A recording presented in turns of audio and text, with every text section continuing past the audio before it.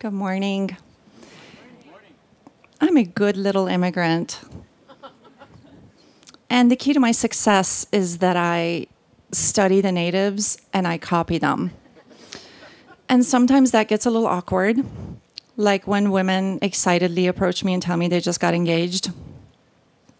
And I have to act excited and say, wow, congratulations, can I see the ring? And then usually the ring kind of looks like all the other rings, but then you still say, that's beautiful. Have you set a date yet? And then you got to be careful. Like I usually plan my exit strategy before I ask that question because people can go on and on about why a June wedding is like the best. So I usually excuse myself somehow out of that conversation. And this awkwardness increased because of my lack of interest in marriage and wedding. I became a magnet for men with intimacy issues. So if you were a guy who didn't want to get married but kind of wanted to get a proposal out of the way, I was your gal. Like, let's do this. And I got a lot in various different settings, and I would always tremble, and I would feel like I'm choking, and I would cry. And sometimes my tears were misinterpreted. And clarifying that was extra painful. And I started to think, like, there's something really wrong with me. Everybody wants this but me. So like any responsible type A personality, I diagnosed myself on the internet. And I found a specialist. And I showed up at this therapist's door with like a list of the criteria I had met for the diagnoses because I didn't want to waste time. And then I also had some potential treatment plans that had been successful with the success ratio, just in case. I was very determined to project manage my way out of this problem. And turns out therapists aren't crazy about that. So we had to go through a lot of talking and a lot of EMDR, and it was finally time for a project, which is my thing. So we started with caring for a plant with the assumption that if I was responsible on a consistent basis to care for something that relied on me to live, that I would form a bond or some sort of attachment, but that didn't work because I killed everything. Anything and everything died within and outside my house, potted, planted, everything. And so I was pretty sad about that. And some friends are like, oh, try animals. They're so much better. Like, you haven't been loved until you've been loved by a dog.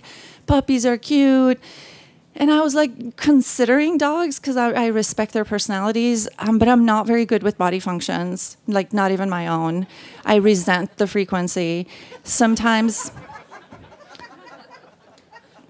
I hold my pee just to punish my bladder for being so needy.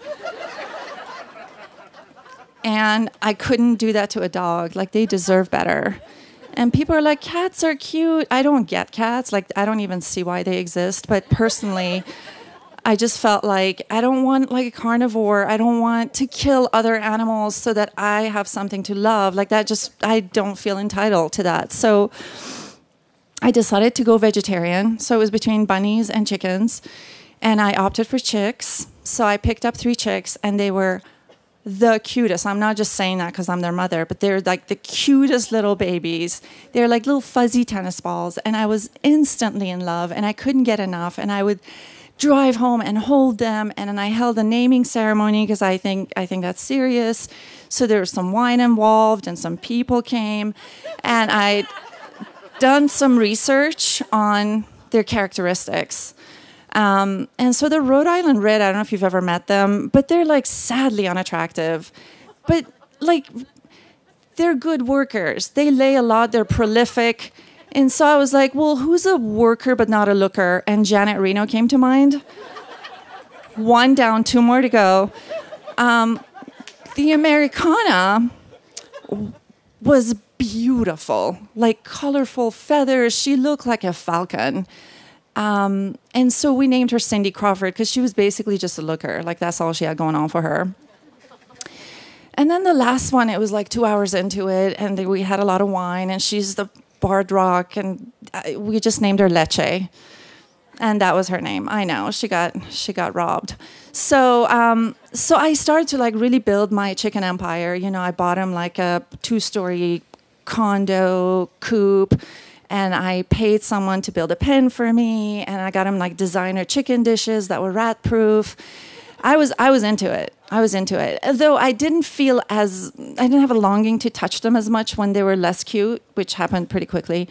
But pretty early on, I started to see that Janet Reno wanted to be dominant. And I was like, oh, that's maybe nature. It's part of what they do. Let it be. But she got really aggressive. And then by the time she was crowing, I realized, like, okay, Janet Reno's a rooster. So we can't have those in Portland. So she was adopted out to a farm. And I was not sad as much as I thought I would be, because he was abusing the other ladies, and I was not okay with that. So, and I don't know if it was the abuse or that they were, I don't know, they were sister wives. They were super into each other. They wouldn't go anywhere without each other. And Leche is a prolific layer. She just does her thing and comes out and starts eating. And Cindy would be in the coop sometimes for a while. And she wouldn't make any sounds, but I wouldn't get an egg from her, maybe like 2-3 times a week. And sometimes she would like lay one once a week, and it was a double yoker. And while Cindy struggled in the coop, Leche would be out pacing and crying, because apparently there was pain involved in what was happening. So they were very, very bonded. And one day last June, I guess about a couple of months ago, I went in to change their water, and I saw that Cindy had died. Now, there was no autopsy, but I'm pretty sure that it was due to fertility problems, like all the pushing that she was doing and not getting anything out. And so that was my first pet loss, and I was pretty devastated. I cried a lot.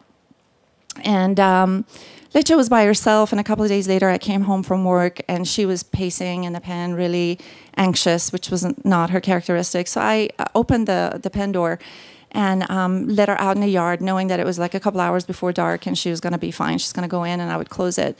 But I went inside to make dinner, and instead I fell asleep on the sofa. And next thing I knew, I woke up at 1, really disoriented. What happened? And I just locked up and went to bed, forgetting to close the pen door.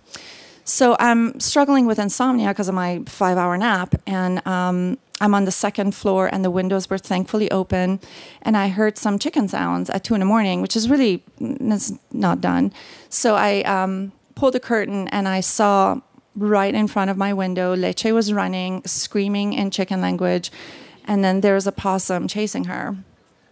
And everything went black. I can't tell you how I felt. I ran, and I'm naked, fell on my butt, didn't feel a thing, ran downstairs, grabbed a shirt that really is not a dress. It's a shirt. And it's like a box. It's like a pillowcase you put your arms through. And I was like, this will do. And I threw it on. By the time I went out, she was hiding somewhere or dead. So I go into the driveway, and I have like an 8-car driveway. It's almost like a street, and all the lights are on me like in a stadium. And I'm standing there, and 2 possums are coming my way. And I'm posturing to get rid of them. And they pause for a second. They're like, what is she doing? And then they keep coming. And I'm like, oh my God, you're not afraid of me. I'm so much bigger. And so I get a stick. And this stick, for some reason, had a V on the top of it. It was like my personal trident. And I'm shoving, and I'm kind of semi-squatting, and they're pausing and coming forward. And in that moment, I just realized how breezy things got. And I had an awareness of my vulnerability. Should anything get rough between us? And then I went out of my body in fear. I was like, what do I look like to a passerby? I look crazy. I had a mofro happening, which is a Muslim Jew fro. And it happens instantly when you're out in Portland, Oregon. It's like a boom. And it's really one of the leading causes why we don't have more ethnic people here. It's the hair situation. It's serious. So I'm holding the stick, and I kind of look like a crazy woman who broke from her captors and like was embodying like a mad Moses trying to part possums. And in that exact moment, I hear a car coming. And of course it's a cop car. I'm like, oh my God, somebody called the cops on me. I don't want to get arrested naked. And so in that moment, the only thing I could think of was just freeze in a tableau position and pretend you're a garden sculpture. This is Portland. People have this. So I did. And I just prayed that the possums were not going to come forward anymore. So thankfully, this was not a very slow riding car. He was gone. And I realized the need for actual clothing and a flashlight. And I started canvassing the area. And I came across a pile of feathers in the coop. And it broke my heart that due to my negligence, she was flying around and trying to save her life. I went up and down the street for 2 hours till 4 in the morning.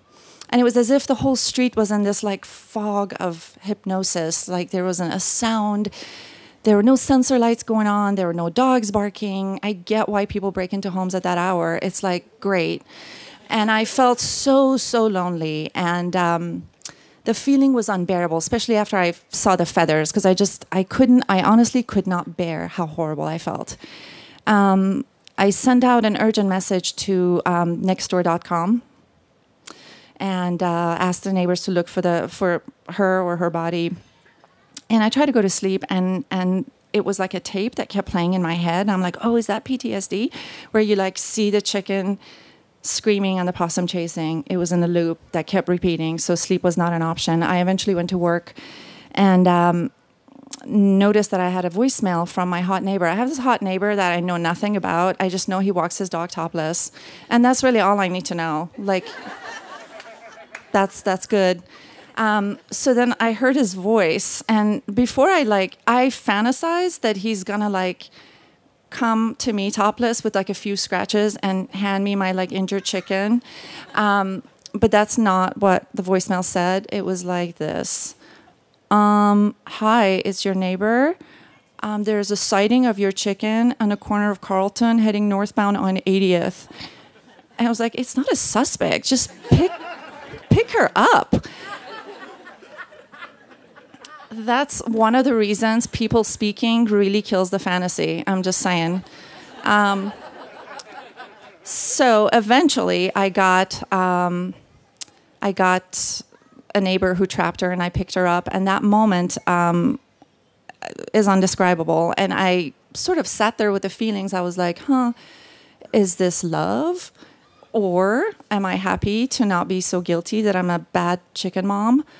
Or I like to feel needed. I wasn't sure, but it was a very good, extremely good feeling. And I looked at her to see if she was happy to see me, and like she doesn't even know she was lost. She's very much in the moment. She doesn't care. But overall, regardless of what that feeling was, I know that I've formed attachment, and I think the experiment's been successful. And I think I'm ready for a man chicken. Thank you.